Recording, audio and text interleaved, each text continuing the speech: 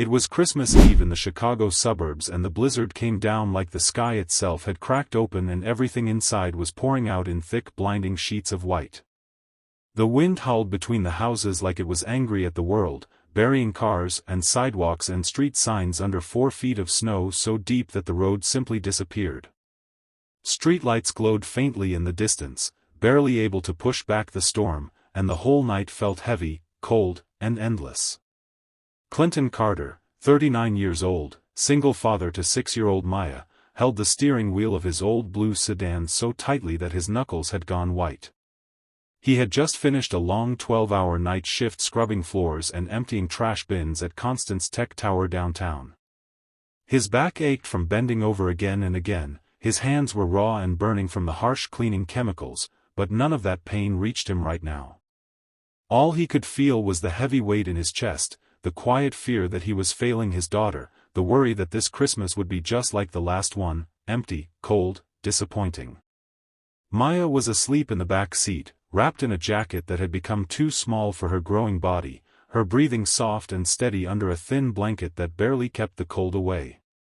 She held a crumpled piece of paper in her small hand, her letter to Santa, written in bright crayon with big wobbly letters that said only one thing over and over: a doll with a pink dress and curly hair. Clinton had read that letter every single night for the past week, sitting alone in the dark kitchen after Maya fell asleep, tracing the letters with his finger, feeling the same sharp ache in his heart each time because he knew he could not make it happen. He had $47 left in his bank account after rent and bills and the cheapest food he could find, and the eviction notice taped to the fridge door felt like a countdown he could not stop. The headlights suddenly caught something off the side of the road, a black luxury SUV lying on its side in the deep ditch, its hazard lights blinking weakly through the swirling snow like a dying heartbeat. Clinton slowed the car, his breath catching in his throat. In a storm this bad most people would have kept driving, eyes straight ahead, telling themselves there was nothing they could do. But something inside him would not let him pass. He pulled over, the engine coughing against the cold, and stepped out into the wind that cut through his coat like knives. He pushed through snow that reached his knees, fighting every step, until he reached the driver's door.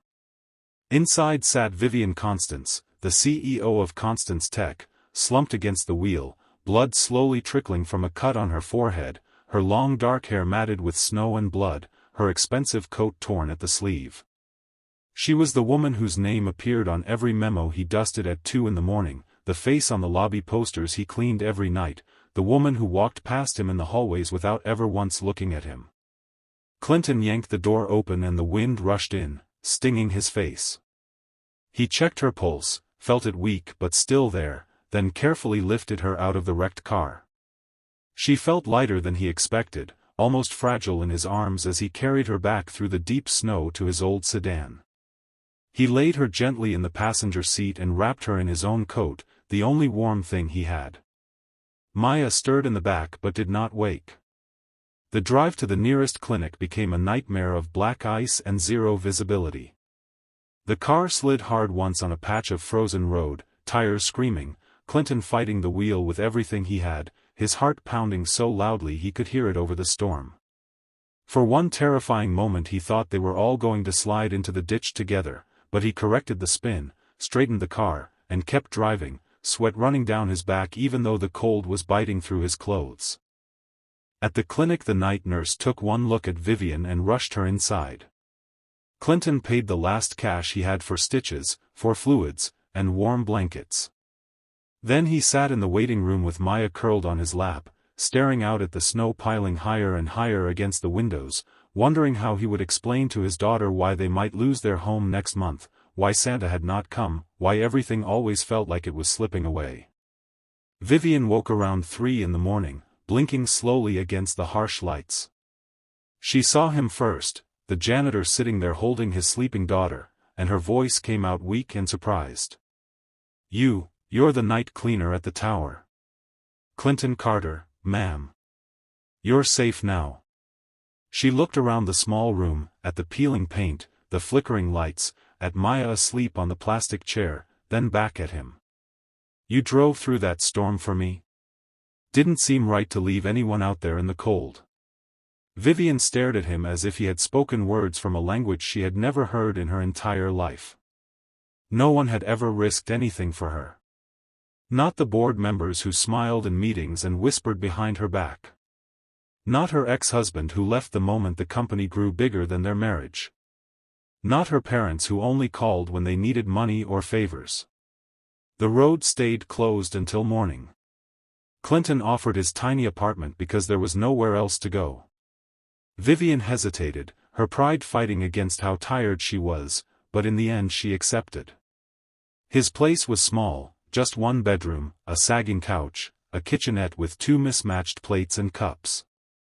Vivian Constance, the billionaire CEO, sat on that couch wearing borrowed sweatpants and one of Clinton's old hoodies, a blanket pulled tight around her shoulders.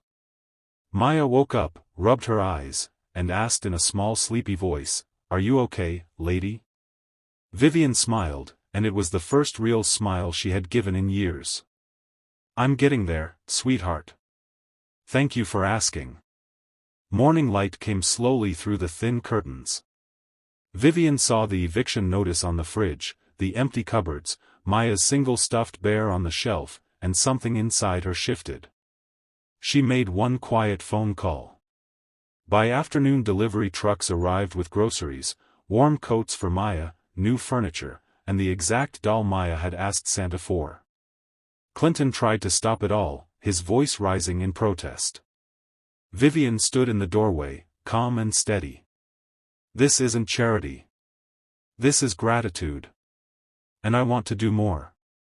But gratitude quickly became complicated.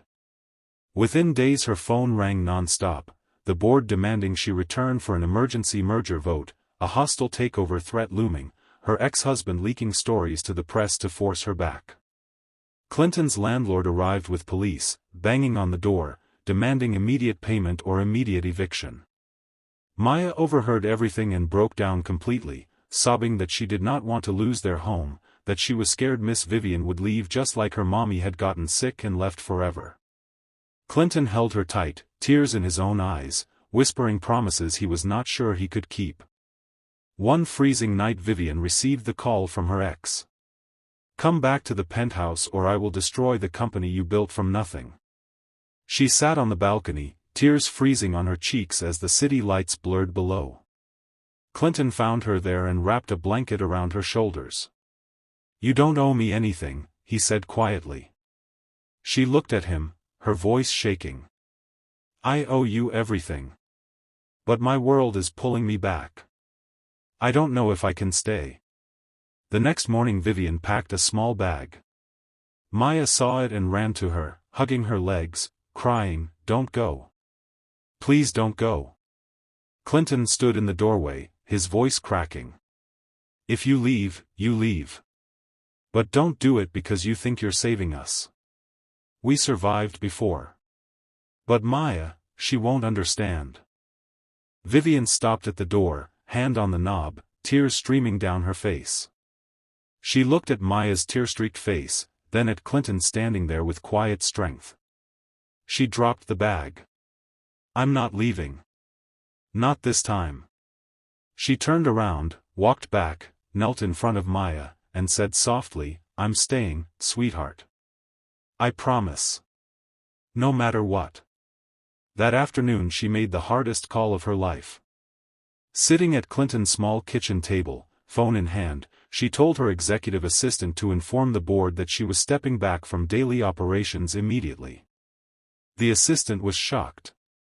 Vivian looked at Maya playing happily with her new doll on the living room floor, then at Clinton standing quietly in the doorway, and said, "I have never been surer of anything in my life."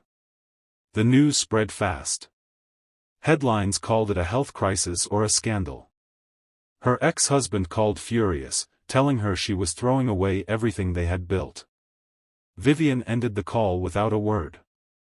For the first time she did not feel the need to defend her empire. She sold the penthouse quickly. The money went into a modest 3-bedroom house in a quiet suburb, a white fence, a small yard, a porch with a swing. When she handed the keys to Clinton he stared at them for a long time.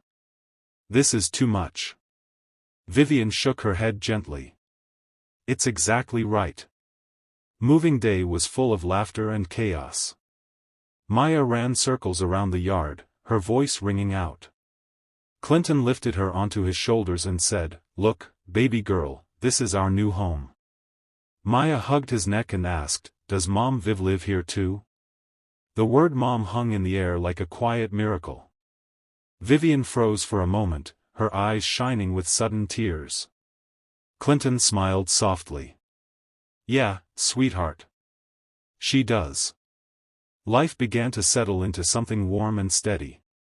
Clinton started his new role as facilities manager, a real office, a real salary, people who now greeted him with respect instead of looking through him.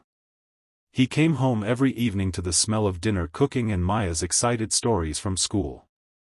Vivian traded boardrooms for parent-teacher meetings and bedtime stories. She learned how to braid Maya's hair, how to make pancakes without burning them, how to sit on the porch swing and simply be present. Some nights she still woke at 3 in the morning, heart racing from old stress dreams. Clinton would feel her tense beside him, pull her close, and whisper, "You're here. We're safe." There were still hard days. The board tried to push her aside. Her ex-husband filed a lawsuit claiming she was unstable. Vivian fought quietly, handling lawyers and depositions and long nights on the phone. Clinton stayed up with her, making coffee at 2 in the morning, holding her when the tears came. "You don't have to do this alone anymore," he told her one night. She looked at him, tired but steady, and said, "I know. That's why I'm winning." Maya had her own quiet fears. Sometimes she would ask in a small voice, "Will Mom Viv get sick and leave like Mommy did?" Vivian would pull her into her lap, rock her gently, and say, "I'm not going anywhere, baby. I promise. We're a team now." One spring evening they sat together on the porch swing watching the sunset paint the sky gold. Maya was inside drawing pictures. Vivian leaned her head on Clinton's shoulder and spoke softly. "I thought success was power and money and control." She paused for a long moment. "Turns out the real success is this. Coming home to people who love you even when you're not perfect." Clinton took her hand and kissed her knuckles gently. "You were never not perfect to us." The next Christmas the house smelled of pine and fresh cinnamon. A real tree stood tall in the corner, lights twinkling softly. Gifts waited underneath, chosen with care and love. Maya ran to Vivian holding a handmade card that said, "To Mom Viv, thank you for staying." Vivian read it slowly, tears falling freely down her cheeks. Clinton wrapped his arms around both of them and whispered, "We made it. If you have ever felt that your kindness is too small to matter. If you have ever believed that one person cannot change the course of a life, remember this story." One stop in a blizzard survived boardroom wars, ex-husband revenge, eviction terror, a little girl's deepest fear, and a powerful woman's lifelong belief that love would always cost her everything she had built. Kindness did not just win. It rebuilt a family from the ground up. The quiet janitor who drove an old car and mopped floors at night became the man who taught a billionaire what home really means. Like if this warmed your heart. Comment below, would you stop in a blizzard for a stranger? Subscribe for more stories like this every day. Hold your people close. Sometimes the storm brings exactly who you need.